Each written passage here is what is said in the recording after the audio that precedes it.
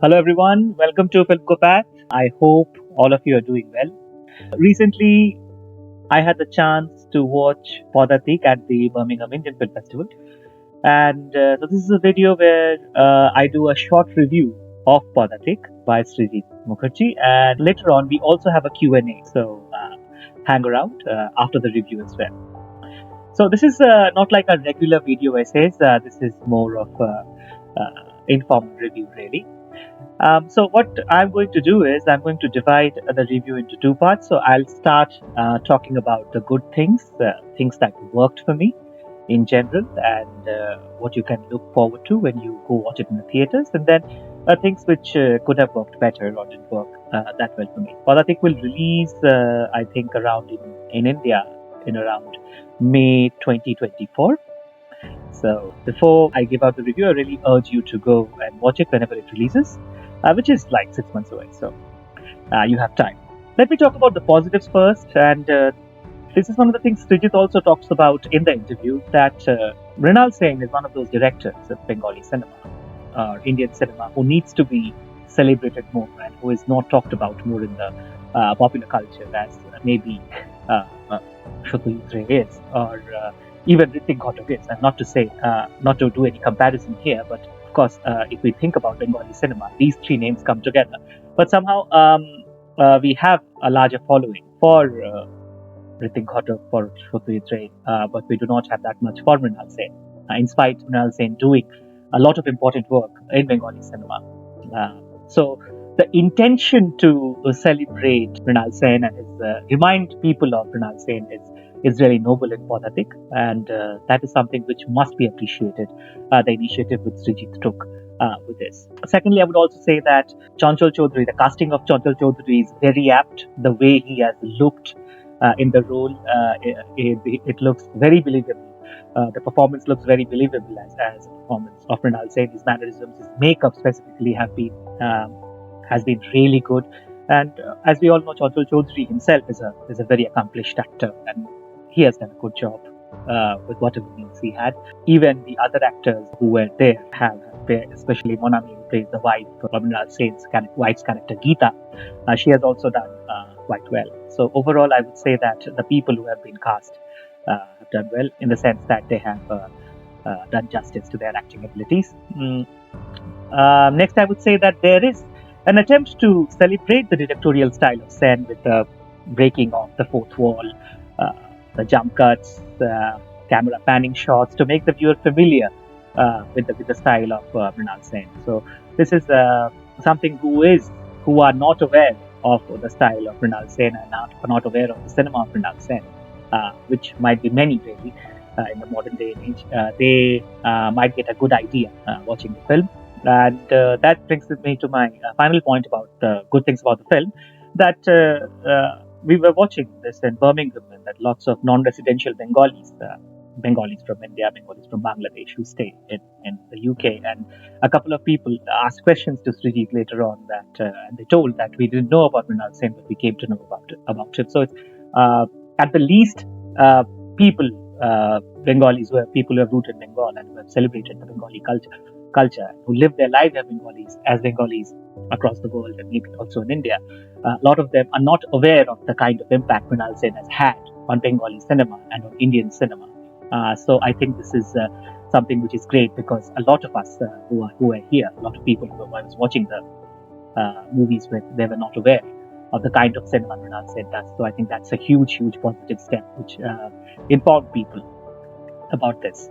Now, I will talk a little bit about the things which have not worked for me, and these are the basic criticisms I have of the film.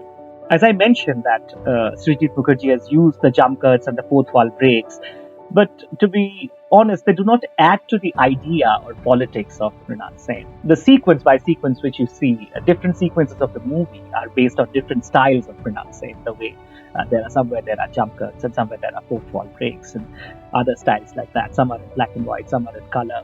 The intention or the purpose of that would come out very clearly when you watch a Mrinal Sen film. However, over here, it merely looks like a way to simply touch around the nostalgia of Sen and the utility of the entire style of Mrinal Sen is not visible. For instance, like when Mrinal talks about the fourth wall break, or when he uses the jump cuts, there is this idea which he wants to instill in the viewer. There is this politics, this contemporary politics, which makes the viewer uncomfortable. But here, you do not see that. You simply see a nostalgia of Sen, but do not see the style of the filmmaking, which is essentially they want to make.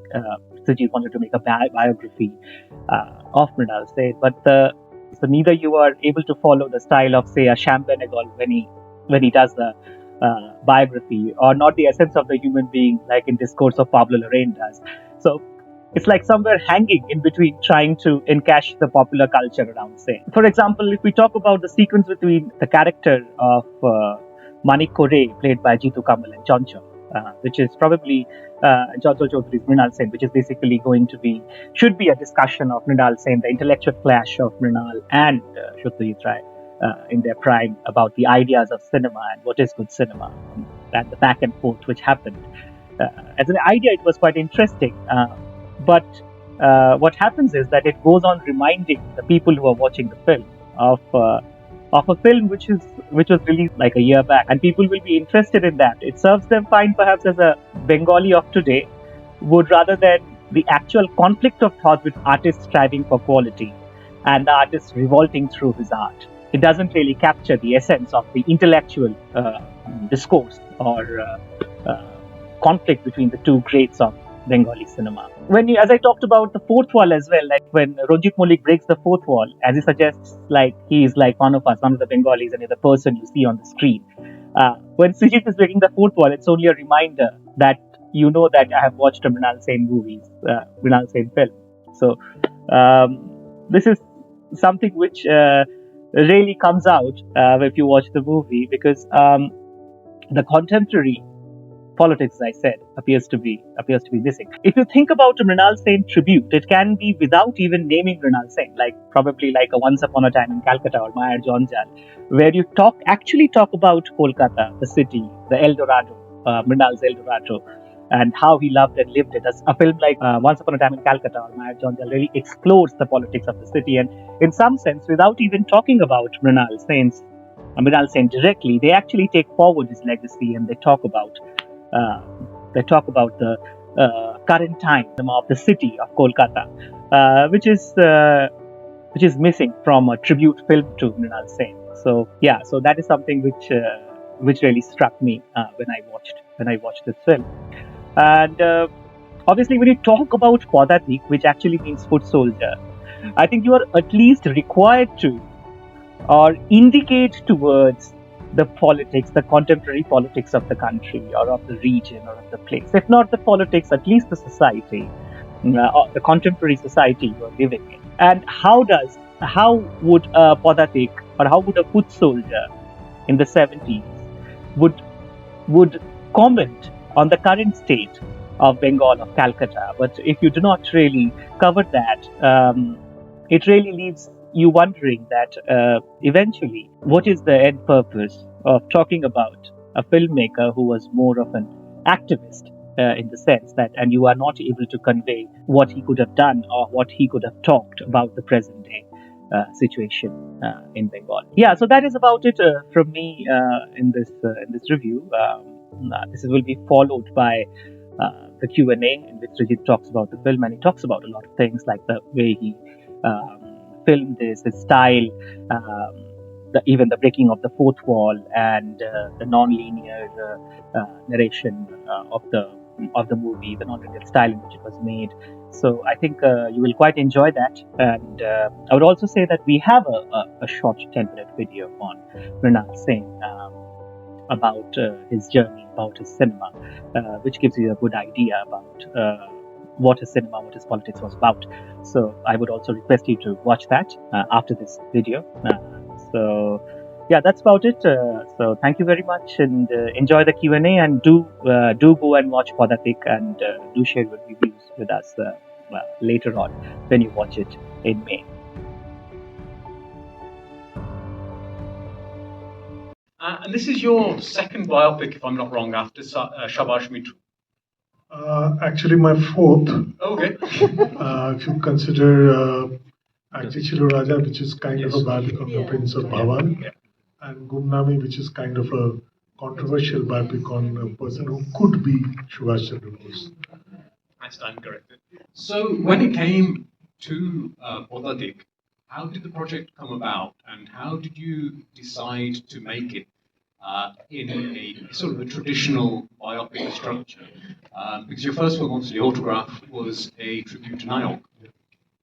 So this idea came about when I was reading up on Sen on the occasion of his centenary, and the fact that though Autograph was a tribute to Nayok, so most of the thoughts, most of the cinematic tools, devices, it bore the resemblance, or it kind of was a carrier of the spirit of Satyajit Ray and Uttam Kumar. As you said, the film within film structure was something which I had in my mind because I watched Akale Shandhane at a very young age, and later I obviously have revisited and rediscovered that film. And so I thought this was an apt occasion, the centenary, to actually give kind of a Gurdokina, as they say, because we, all of us who make films, owe so much to these masters, especially ones like me who are absolute muggles in the world of magical world of filmmaking, because we've not really gone to any Hogwarts or anything. I did not go to any film school, so for us, the only way to learn filmmaking would be watching these. Are you a Harry Potter fan by any chance? Yeah, I am a Potterhead. As is evident from my Ravenclaw sweatshirt and my Gryffindor muffler. So, no, but I mean, I thought for people who've not studied filmmaking, these masters, they have been our film school. So I thought the centenary would be an apt occasion to pay a tribute to one of the legends, the luminaries of world cinema, not only Indian cinema. And also I thought, which I still think, is that the amount of research, the amount of discussion, the amount of fan following, the amount of interest, exploration, that is there in the trio, the holy trinity of Ray, Ghatak and Sen, slightly disproportionate. So I thought I should contribute towards the slight evening out of the dialogue and the research. And very frankly, Kolkata, I would not say has forgotten Sen, but I would say has slowly pushed him back to the somewhere in the deepest recess of one's consciousness and memory, which is very ironic and sad and tragic, because Kolkata was Sen's El Dorado, as he kept on saying, and very few filmmakers have brought out the city in its entire spectrum, cutting across class, gender, and the political milieu. So I thought the centenary would be a nice time to bring up the legacy of Sen again through a proper, official biopic. I think, like I've said, and everyone has already shown their appreciation. I think everybody here agrees with you now. So Chanchal, a question for yourself. How and when did you get involved with the project? Were you involved right from the start, or were you approached later on? আমি একটু বাংলায় বলি, ইংরেজিটা অতটা ভালো আমি বলতে পারি না, আর বাংলায় বললে আমি আমার নিজের কথাটা বলতে পারবো। সৃজিত তো আছেনই, উনি সবসময় আমাকে ফিল্মটা করার ব্যাপারে যখন যতটুকু সর্বোচ্চ সহযোগিতা করেছেন, এই ব্যাপারে সাহায্য করবেন একটু ট্রান্সলেট করে দিয়ে। উনি বলে দেবেন, উনি পরে সেটা করতেন। হ্যাঁ,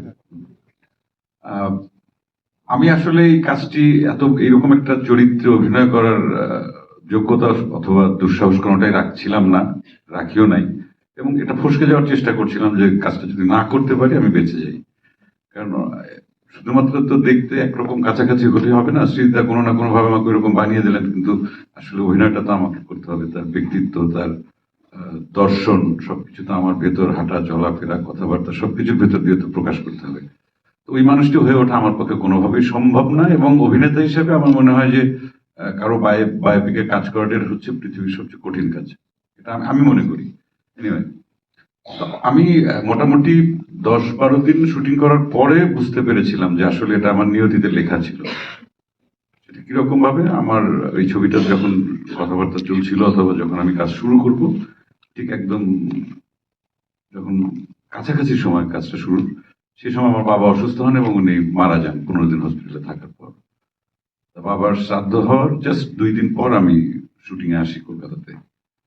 8-10 দিন পর হঠাৎ আমার গ্রামের বাড়িতে অনেকেই যান, যেহেতু আমার একটু পরিচিতি আছে অভিনয়ের, দূর দূরান্ত থেকে আমার বাবা মাকে দেখতে যান, বাড়ি দেখতে যান। একজন এইরকম আমার এক ভক্ত, সে আমাকে একটা ছবি পাঠালেন যে মাঘ মাসের শীতের মধ্যে মানে উঠোনে আমার বাবা চেয়ারে বসে আছেন, রোদ পোহাচ্ছেন। সেই ছবিটা আবার ওই রাতেই আমি শ্রীতাকে পাঠিয়েছিলাম, যেটা আমার নিয়তিতে আসলে লেখা ছিল। আমি প্রথমে বুঝতে পারিনি। অনেকেই আমি ছবি করছি বিভিন্ন রেফারেন্স পাঠান, মৃণাল সেনের ছবি পাঠান, আত্মীয় স্বজনরা অনেকে অনেক সময় অনেক ছবি পাঠিয়েছেন, কোথাও দেখা হলে ফোন করে যোগাযোগ করে অভিজ্ঞতার কথা কিছু কিছু শেয়ার করেছেন, অনেক ভাতিজি দিল্লিতে থাকেন। যাই হোক, আমি প্রথমে দেখে ভেবেছিলাম এটা মৃণাল সেনেরই কোনো ছবি কেউ আমাকে পাঠিয়েছে। কিছুক্ষণ পর আমি একটু বড় করে দেখলাম যে ওটা আসলে আমার বাবার ছবি। মানে মারা যাওয়ার কিছুদিন আগে, মানে ওই শীতেই বাবা মারা যান, ডিসেম্বরে মারা যান, তার কিছুদিন 1-2 মাস আগে হয়তো হবে, কোন একজন আমার কোন এক ভক্ত অনুগ্রাহী সে আমার বাড়িতে বেড়াতে গেছিলেন। তো ওটা দেখার পর তখন আমার মনে হলো যে নিয়তিতে লেখা ছিলেন যে আমার এই কাজটা আমাকে করতে হবে মৃণাল সেনের চরিত্রে, এটা তো খুব কঠিন কাজ, সম্ভব না আমার দ্বারা। এই সম্ভবটুকু যদি কিঞ্চিত মাত্র যদি পর্দায় আপনারা দেখে থাকেন, মিনিমাম যদি কোনো অ্যাপ্রিসিয়েশনের জায়গা এখানে তৈরি হয়ে থাকে, এটা আসলে সমস্ত কৃতিত্ব শ্রীজিৎদার এবং পদাতিক টিমের, যিনি মেকআপ আর্টিস্ট ছিলেন, উনি সুন্দর করে আমাদেরকে দেখতে ওই মানুষগুলোর মহামানব, ওনাদের মতো বিখ্যাত মানুষগুলোর মতো করে চেহারা করে দিয়েছেন। সেই সঙ্গে শ্রীজিৎ আমাদেরকে গাইড করেছেন। মানে সমস্ত ক্রেডিট আসলে এই ছবির জন্য আমি শ্রীজিৎদাকে দিই। So what he's saying is that he was from the beginning very apprehensive about being a part of the project. He tried his best, and I vouch for that, to wriggle out of it, not taking phone calls, giving excuses of having schedules clashing, escaping me to the best of his capabilities. And I am also a very stubborn customer when it comes to that. I kept on persuading. But all of this came to a kind of a watershed moment when so during the negotiations for this film and discussion, his father fell ill and eventually died that winter. So after his death, there was a photograph which was sent to him by one of his fans of his father from that winter, sitting on the veranda, and kind of that photograph looked exactly like a splitting image of Mrinal Sen. So that was for him a kind of a divine nudge towards the film, and he kind of called me and told me that I think it's providence, it's destiny that I do this film, and that is how he came on board. And this part is very embarrassing. I should still translate it. So he says that the entire credit goes to me, which is absolutely not true. He's a fantastic actor, and one of the best things about his craft is that he can completely surrender to the director's vision. And also, I think after his father's death, he was in an emotional trance throughout the shoot of Padatik, and that I think also helped him as an actor, because I think if I look at it objectively, he drew a lot of moments, especially the father-son moments, moments where he's emotionally vulnerable. He drew like the true blue Stanislavski method of recall. He drew those moments from his emotional trance, his vacuum, which had formed after his father's death. So I added a bit to what he said, but I think it's quite valid. So yeah, so that is how he came on board, and he also thanks the entire cast and crew of Padatik, especially the makeup person Shomnath Kundu, who did a wonderful job. Given our very scant resources and our perpetually resource-strapped industry in Bengal. So yeah, I guess that's the translation to the best of my capability.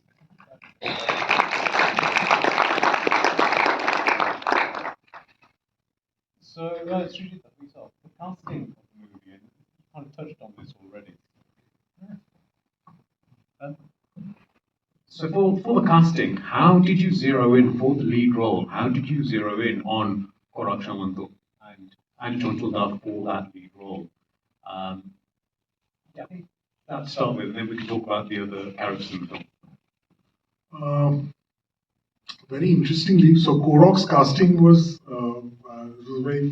There's a funny incident behind this. So one day, I just started thinking about making Padatik. I hadn't zeroed in on anything on any cast.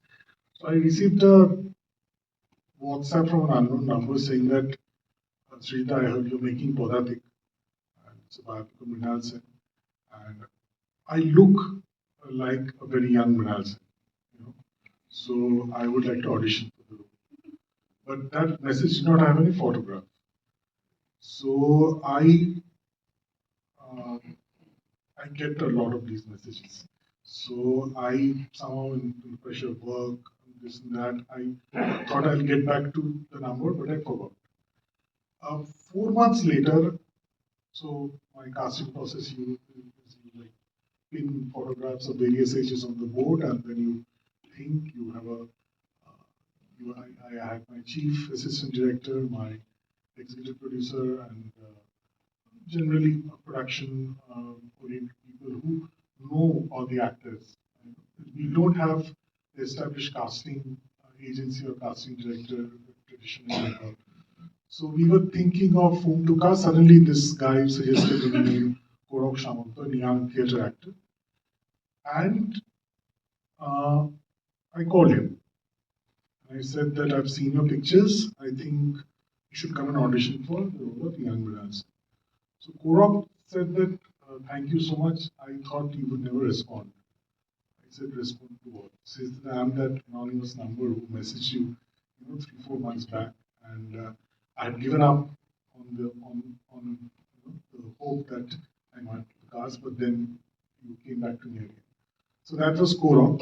With Chanchal, I had seen him in various telefilms before, but I think Takdeer is something which I saw, and there was a particular shot in Takdeer, a particular angle, which struck me as remarkably close to Mrinal Sen. So then I watched Takdeer very minutely, then I watched Karagar, and then I made up my mind and I went for him because it was a very tough task to kind of crack. And I needed a great actor, but I also needed someone who has the basic facial structure, the complexion, uh, everything which is required at a very fundamental level, so that Shomnath, my makeup artist, can work on the basics. So this is how these two gentlemen were cast. And for the supporting cast, how did you select Monami for the role of Geeta? And more interestingly, how did you select Shomrak Chakraborty? Because he's, as far as most of his work is in America, I don't think he's very well known, particularly in Bengali films. So how did you make our selection? So for Monami, everyone was very surprised because Monami has a very glamorous image. Yeah, so she was once upon a time a very well-known face on Bengali television. She did a lot of telefilms and serials, and she's a fine actress. But after a point of time, films didn't really work out. She's not very seen, very often on the screen. Uh, so Munami's suggestion actually came from an assistant of mine. I was looking for someone petite, fair, round face, and obviously a good actor. That goes without saying. So when that suggestion came, I closed my eyes and I again had the reference picture. So I could imagine Munami, and then we did a look test and an audition, and she just, I mean, she passed with flying colors. And even in the final performance, I thought she's out on herself. It's possibly her best performance. I think the one thing that struck me was in the role, she radiates a lot of warmth, Yes. which is so needed for that character. And I had heard about this warmth from Mrinal Sen's son. He told me a lot of stories about Geeta Sen. How she was the anchor who kept the world of Mrinal Sen together. The eccentric, sometimes irresponsible, as we saw, sometimes problematic in terms of responsibility, and so she kept things together. And she was very warm, very encouraging, and so I think yes, that warmth that she exudes, I think that went a long way in portraying Geeta Sen. As far as Shamrat is concerned, I befriended Shamrat after Bomb Connection. It's a film Anjun Dutta had made back in 2009, I think. A long time back. So there he played a very interesting role, Shamrat. And then, so I was kind of assisting Anjun during that period. So I got introduced to him, then we stayed in touch. When I used to travel to New York with my films at the film festival, we caught up once because he's based out of New York. And so for Kunalda's character, so of course, Kunalda looks in a specific way. He has a specific look. So I needed to crack that. But also, I needed someone with an American accent. Not that Kunalda has one.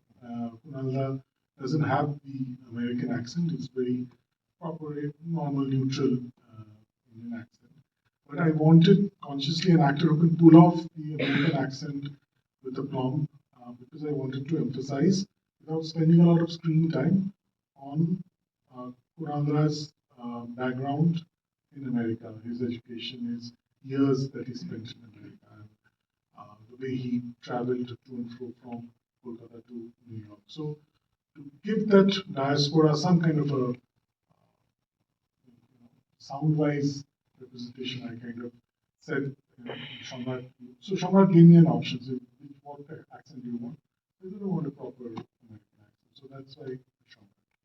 That was one of the things that I noticed, because one of the things we see a lot in Indian films generally is you will have a foreign accent, which is very, it doesn't matter where you're from. So that was one of the things that stood out for myself. Chanchal, now, for yourself, you're no stranger to playing various different characters. You even played Fidel Castro on stage in Bangladesh in Chair Jile. So, when you eventually agreed to do the role, how challenging, once you started, how challenging was the role for you, or did you just submit yourself to Srijit? আমি আসলে যখন একটা নতুন চরিত্র পাই, প্রথমত তো সেই চরিত্র আমি করতে পারবো কি পারবো না সেটার চিন্তা তো মাথায় থাকে। আর এই কাজটি যখন শুরু, একটু আমার সময় লাগে, একটু মানে আমি খুব বেশি কাজ করি না। আর প্রথমে নিজেকে আসলে ভুলতে চেষ্টা করি যে কোনো চরিত্রে অভিনয়ের আগে, কারণ এইটা হচ্ছে আমার প্রথম কাজ, যে আমি যে ব্যক্তি চঞ্চল এই মানুষটিকে আমি প্রথম ভোলার চেষ্টা করি। তারপর যে কোনো চরিত্রের যদি আমার যতটুকু সামর্থ্য আছে সেটা পোর্ট্রেট করার চেষ্টা করি। এক্ষেত্রেও সেটাই হয়েছে, আমি আসলে আমাকে বলার চেষ্টা করেছি। শ্রীদা যখন থেকে বলেছেন, আমি চেষ্টা করেছি যে আমাকে ভুলে আসলে কিভাবে, এটা তো সম্ভব না, তারপরেও চেষ্টা করেছি যে মৃণাল সেন কিভাবে হয়ে ওঠা যায়, কিছুটা পরিমাণ 1% যদি সম্ভব হয় সেটার জন্য চেষ্টা করেছি, এর বাইরে আর কিছু না। So whenever I approach a role, the first thing that intend or I aim at doing is forgetting myself.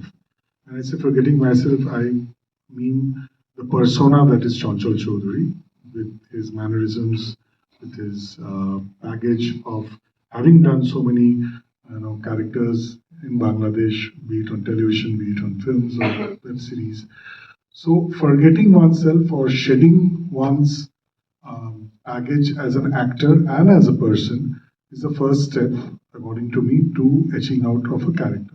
Now, once I have kind of cleaned that slate, and it's a blank slate, now it is up to the director to write on that slate, and which is what Srijit did and helped me write or etch the character of Mrinal Sen. I have merely tried. How much I have succeeded is, of course, up to you to judge. But I have tried my level best to imbibe the spirit of Mrinal Sen. I have tried not to copy him, but to imbibe the spirit of Mrinal Sen, given my physical resemblance and something which obviously the makeup team and production helped me do. Combined with that, my effort to imbibe Mrinal Sen's spirit is what I did. That is what I tried. So rest is, of course, up to you. Right, I think you guys have probably heard enough of my voice. Opening things up to the floor. Are there any questions for either Srijit or Chanchal? নমস্কার, আমি শুরুতে একটুই বাংলাতে বলছি, তারপর ইংরেজিতে বলবো। কিন্তু হ্যাঁ, আমার নাম আয়না, আমি এই বছরে ফিল্ম ফেস্টিভ্যালে ভলান্টিয়ার। আর আমার এই সিনেমাটা দেখে ভীষণ ভাল লেগেছে। আমি বাঙালি, কিন্তু এই দেশে বড় হয়েছি। আর আগে কোনোদিন মৃণাল সেনের সিনেমা দেখিনি, কিন্তু এটা দেখে আমার মনে হলো যে এটা একটা খুব ভালো ইন্ট্রোডাকশন আমার পক্ষে। I'll say my question in English now. But I noticed that throughout the film, it talked a lot about the significance of political art. We see the young Mrinal Sen a bit disillusioned with his own films that he's making. And later on, as he grows up, although he promotes this leftist ideology in his films, he tends to neglect his responsibilities as a father and a husband, and so he doesn't show that sense of comradeship in his life. We also see how in Bollywood, political art is often devalued, and I've seen in my own life that a lot of the time people think that political art is useless or that it doesn't bring about any meaningful change. So I was wondering, how do you think we can reinforce to the public that political art in any form, whether it's literature or film or fine art, how can we make people recognize that it can bring about meaningful change and be a force of change in that sense? Okay. So first and foremost, about the comradeship that you spoke about. Yes, there were occasions, there were moments where he did not live up to the responsibility of a father or of a husband. But by and large, these moments were not very regular. These were moments which possibly they don't show the complete picture. There are scenes where there's a small scene where he's talking over the phone, he's inquiring about medicines, whether he's going to school or not. So it is not black and white. Of course, there were moments where he failed and people pointed out that thing to him, but there were also moments where he was a responsible father. And in fact, very interestingly, Kunal Sen's book on his father is titled Bondhu. And Bondhu means the friend. And Kunal Sen never used to address him as Baba. So I've used it because otherwise it will be very difficult people to relate.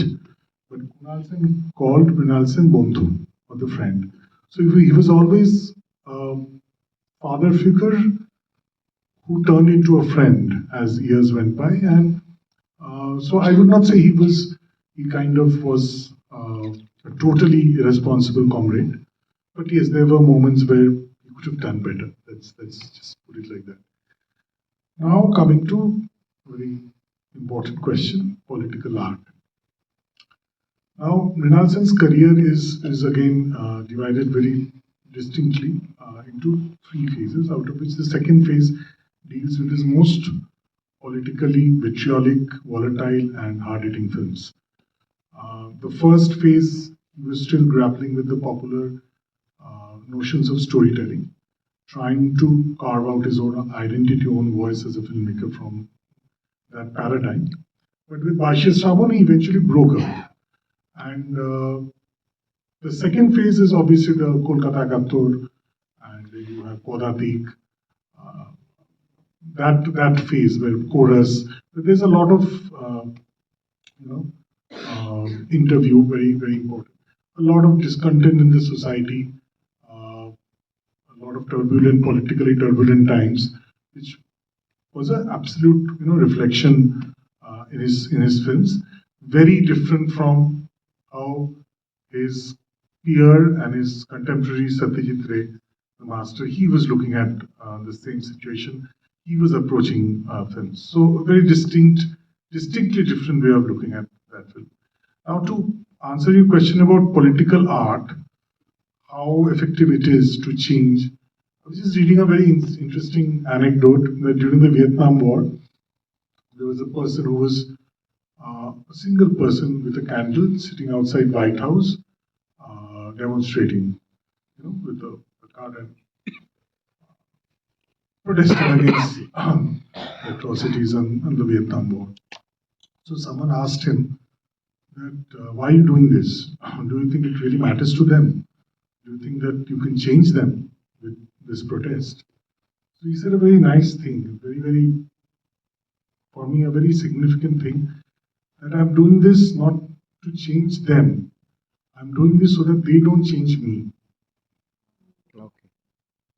So that I don't get used to this, that I still have that conscience to protest.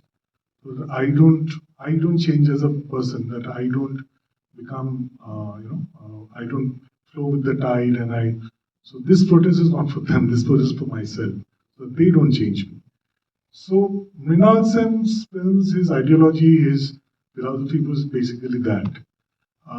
More than trying to change things, he stuck on to his own terms. He told stories absolutely with, no compromises, on his own terms, exactly the way he wanted to. Sometimes self-admittedly going overboard, risking his films being called propaganda, politically too on the face and whatever.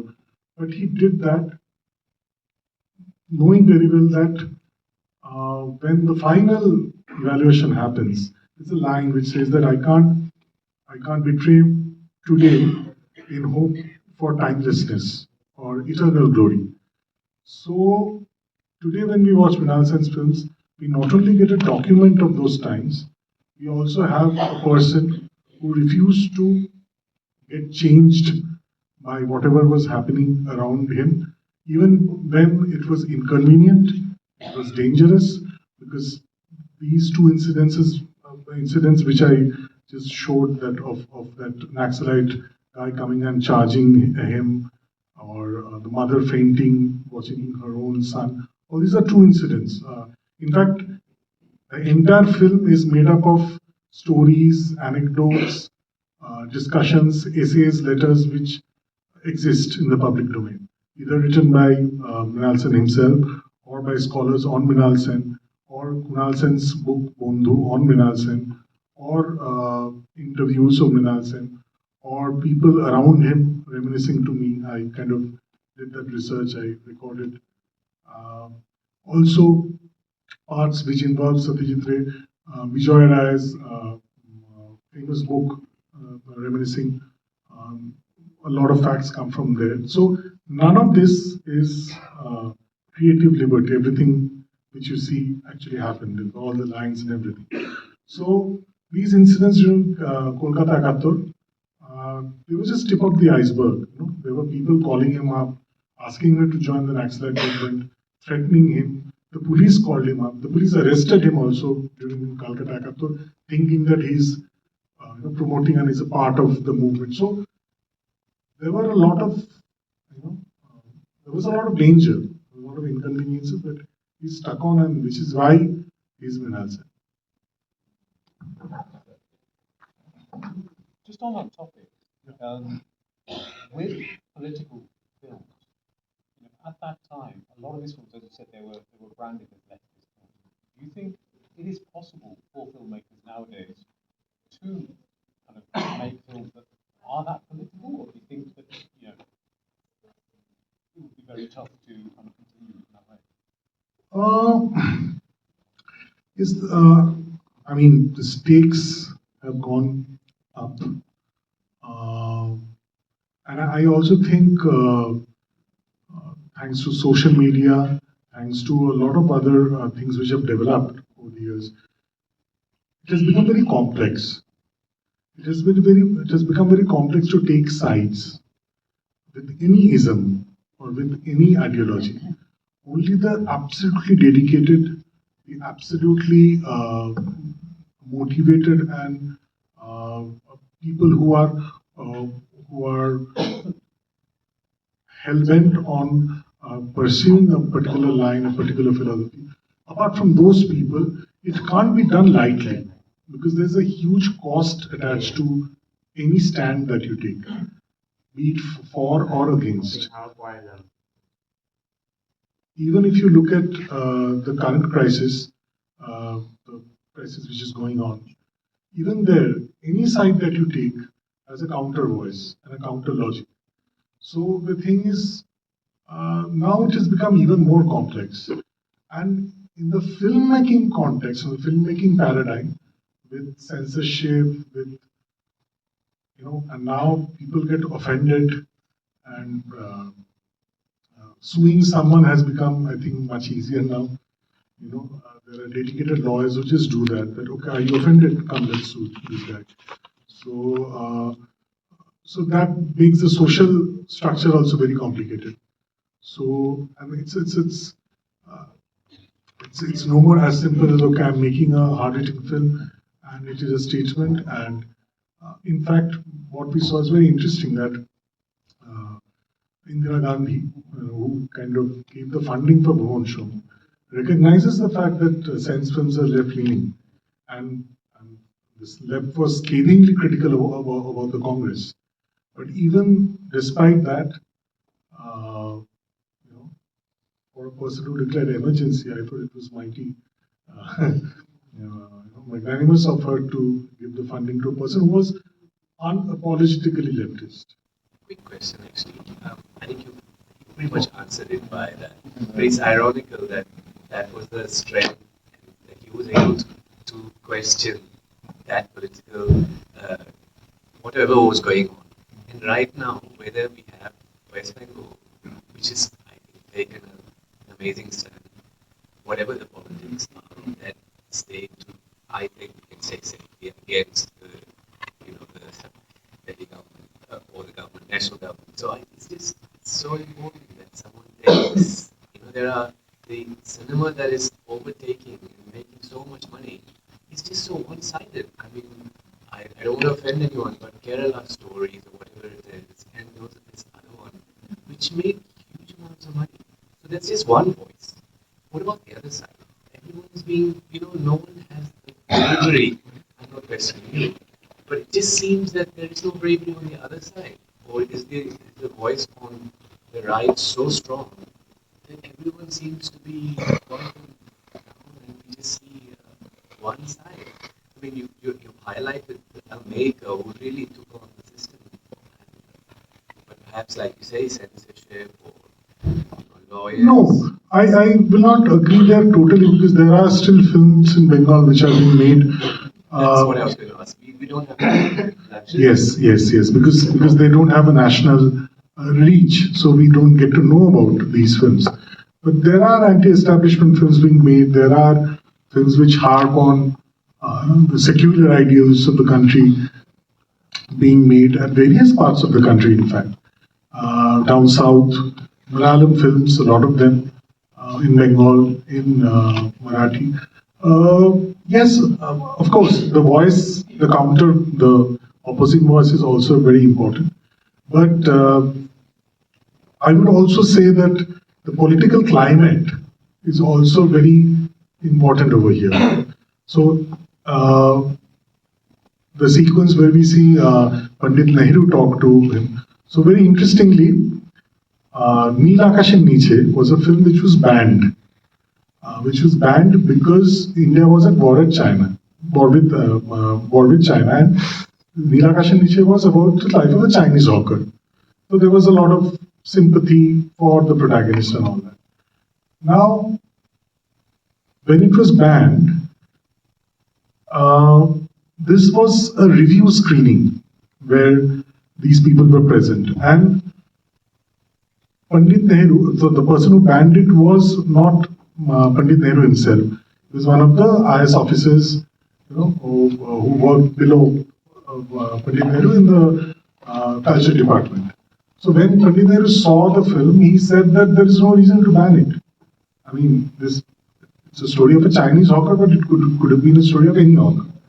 So that actually he overturned his own government's decision to ban the film, and this was an appellate screening, and that is something which is so great. I mean, I think it speaks a lot about the culture of opposition, or the culture of counter questioning, the culture of understanding what the other person is wanting to say.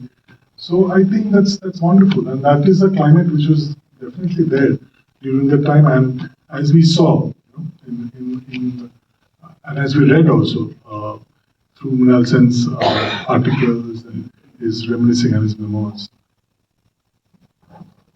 We have a question of Hi, good evening, Srijit and Chanchal. My name is Sumita. Firstly, thanks a lot for making such a fine cinema. It is a privilege to even witness such a powerful film. And of course, there were hundreds of fine aspects of the film. And as a layman, I can't possibly list even few of them. But the monologue by the young Mrinal Sen in front of the mirror, you even paid a homage to Satyajit Ray in a very subtle way, but that was also quite fine. Till the very end, where you had a lot of nuances with euphemism, including showing how the death of Mrinal Sen takes place. Overall, it was quite brilliant. But one of the striking things which I could see in the film was the use of the color schemes.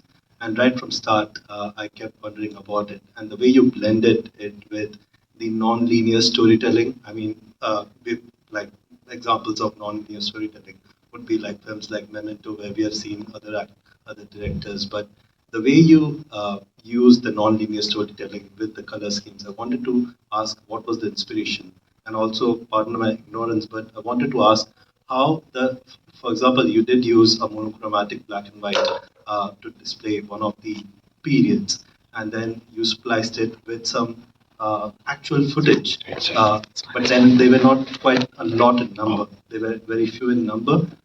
So wanted to ask what was the inspiration to blend both the color schemes as well as the non-linear storytelling line, and how because even though it seems quite complex, but the beauty of complex things is that if to the viewer it is beautiful without it being seen completely complex, I think that's a work of beauty. So if you can let us know what the inspiration was for that. Okay, so I'll start with a non-linear storytelling pattern.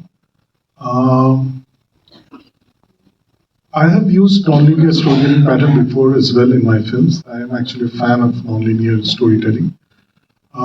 Here there was an additional challenge, because this is not only a biopic of a man, this is also my personal tribute as a filmmaker to Mrinal Sen.